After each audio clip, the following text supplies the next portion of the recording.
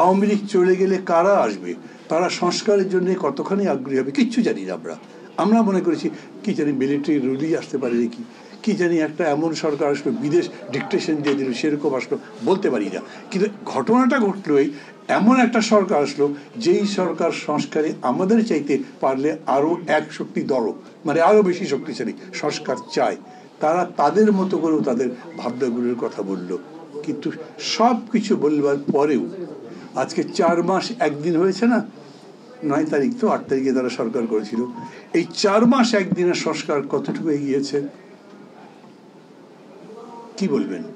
আমি জিজ্ঞেস করছি, চুপ করে বসে আছেন কি? আসলে বুঝতে পারছেন না আমার প্রশ্ন, নাকি জবাবটা জানেন না, নাকি একটু বিভ্রান্ত হয়েছেন আমি বলতে পারবো না। কিন্তু আমাকে যদি জিজ্ঞেস করেন, আমি সংস্কার দেখি না। আবার বলি, সংস্কার মানে আমি বুঝি তার গুণগত রূপান্তর, বিষয় কিংবা বস্তুর। গুণগত রূপান্তর কি হয়েছে?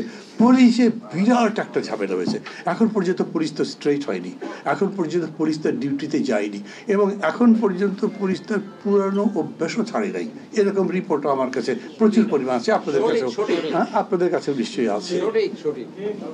কি করতে পেরেছে ওই জায়গাতে? একটা আইজি চলে গেল, সেখানে আর একটা আইজি বসে দিলেন, মেবি ওই আইজি আগের চাইতে যোগ্য, সেটাকে একটা গুণগত রূপান্তর বলবো?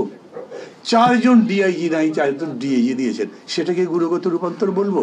আমি এগুলো বলবার দরকার পড়ে আমার কাছে মাঝে মাঝে। আমি যেমন একদিন যখন ডক্টর ইউনূস বললেন 1 মাস পরে যে 1 মাসে আমরা যতদূর সংস্কার করেছি, আমার কাছে অবাক লাগলো।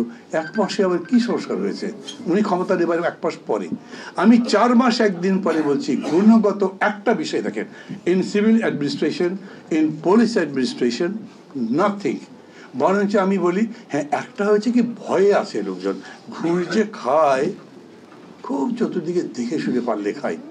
আবার এমন লোকের কাছ থেকে খায় মনে করে যে এটা একটা সিকিউরিটি আছে, এই টাকা দিলে। যদি রিপন কাউকে ঘুষ দেয়, কে তার বিরুদ্ধে অভিযোগ করবে? বিএনপি কেউ বললে তো কল্লা টিপে ধরবে না, অথবা অন্য লোকও যদি বলে হিসাব করে না রিপন সাহেব আছেন, বলা যাবে না। মানে উনি করছেন তা বলছি, আমি বলছি যে এই রকম করে পুলিশ বলেন, সিভিল ব্যুরোক্রেসি বলেন, দেখে শুনে করছে।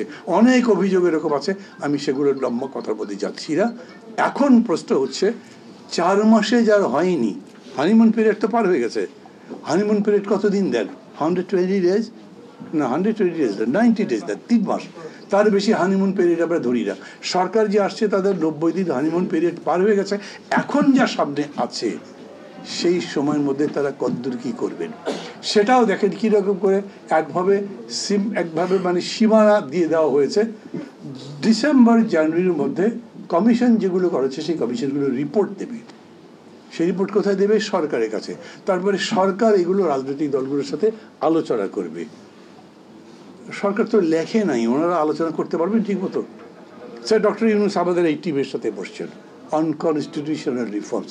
আমাদের এই কমিটির মধ্যে ডক্টর কামাল আছেন, এইখানে ব্যারিস্টার আমিরুল ইসলাম আছেন, এইখানে আরও যারা কনস্টিটিউশন এক্সপার্ট তারা আছেন। কোনো একটা বিষয়ে বিতর্ক হলে ডক্টর ইউনূস কাউকে পার্সিউ করতে পারবেন? মানে গভর্নমেন্টের কাছে কেন দিলেন? আপনি তো এক্সপার্টের কাছে দেবেন, যিনি বলতে পারবেন এই কারণে এই সংস্কারটা যৌক্তিক। বাংলাদেশের মতো বিভাজিত সমাজ কটা আছে? এখানে একজন নর্থ পোলে যায় তো আরেকজন সাউথ পোলে থাকে। একজন বলবে ইসলামিক কনস্টিটিউশন চাই, একজন বলবে না সেকুলার কনস্টিটিউশন লাগবে, একজন বলবে রাষ্ট্রধর্ম রাখতে হবে, আরেকজন বলবে রাষ্ট্রের কোনো ধর্ম থাকবে নাকি। এইসব বিতর্ক হাজারটা আছে, আমি কিন্তু বলতে পারি। আমি মনে করি সময় বাড়াবার কোনো দরকার নেই। এই বিতর্কগুলো নিষ্পত্তি করবে কে?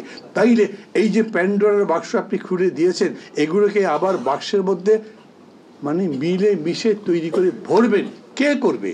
Who is that prime mover বলেন, অর দ্য নেগোশিয়েটর, আরবিটার, যাই বলেন, কাকে করবেন আপনি?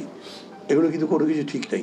ডক্টর ইউনূসকে যখন বলেছেন, তিনি বলেছেন আমি সেইটুকু করব যেটাতে জাতীয় ঐক্যমত্য হয়।